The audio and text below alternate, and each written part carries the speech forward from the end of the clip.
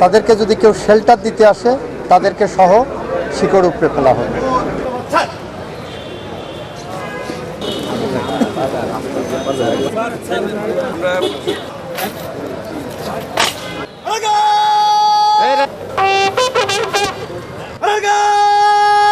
সরকারি যেটা বরাদ্দ হবে সেই বরাদ্দ জনগণের জন্য বরাদ্দ হয়, প্রত্যেকটা পয়সা খরচ হচ্ছে সঠিক জায়গায়, এটা নিশ্চিত করতে বলেছি।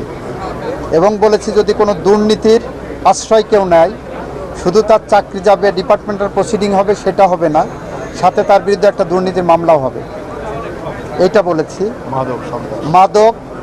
মাদকের ব্যাপারে জিরো টলারেন্স, সন্ত্রাস, রাজনৈতিক দুর্বৃত্তায়ন, সামাজিক হানাহানি, মারামারি, সমস্ত কিছু নিরপেক্ষভাবে ব্যবস্থা নেওয়ার জন্য প্রশাসনকে আমরা নির্দেশ দিয়েছি।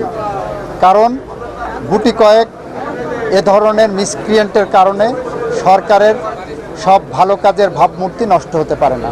বাংলাদেশের রক্তের সিঁড়ি বেয়ে ফ্যাসিস্টদের পতন ঘটানো হয়েছে। বাংলাদেশ গণতান্ত্রিক অগ্রযাত্রায় মহাসড়কে উঠেছে। সুতরাং আইনের শাসন, ন্যায় বিচার, মানবাধিকার প্রতিষ্ঠায় আমাদের সরকার বদ্ধপরিকর এবং সেই পথ ধরে আমরা হেঁটে যাব।